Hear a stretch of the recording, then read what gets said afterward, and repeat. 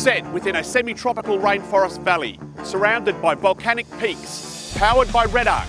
Welcome to Camper Trailer of the Year 2020. The Zone Z12 Expedition Series is a jaw-dropping piece of kit. It's more artificial intelligence on wheels than anything else.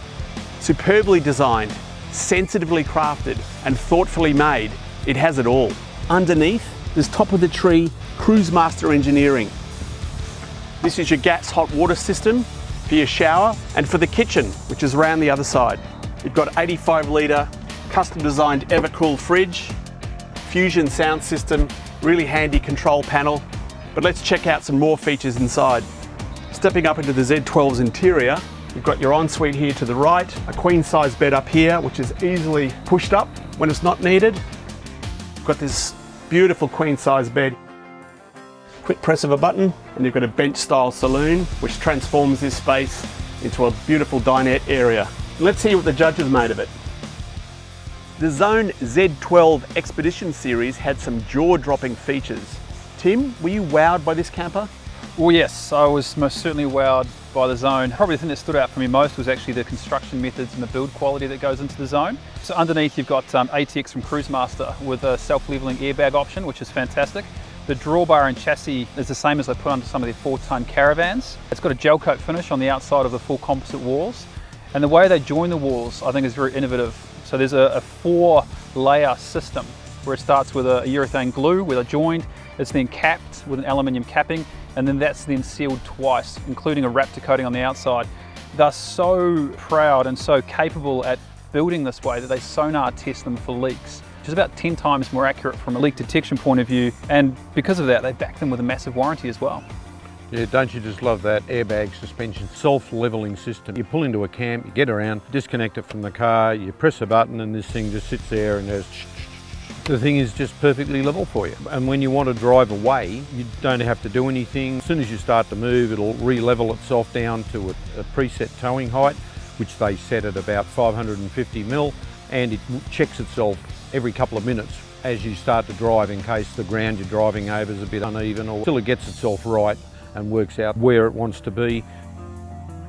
Within that airbag system, it's got a holding tank, and it's got an outlet. So if you're going on the beach, you can quickly deflate and reinflate your tyres. Just little touches like that impress as well. And in a sunburnt country, when you start looking at that sandwich board that you've got there, it was so cool on the inside.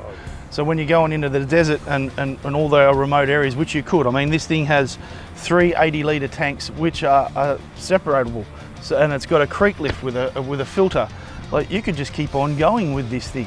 It's got a 100 amp hour lithium battery. It's fed by 220 watts of solar. This is just go, go, go. It's built like a boat and you could stay out there for almost just as long. I asked a couple of times, what's the key feature? And they kept talking about the ease of setup.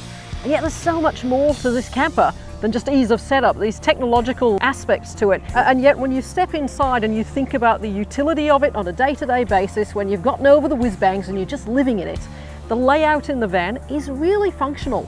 I really like the fact that you've got a queen bed, 100mm mattress downstairs for parents. You've got a hydraulic assisted tilt lift queen size bed for kids above. That was a 75mm mattress as well, all memory foam. The layout inside is just really clean and neat, custom made storage.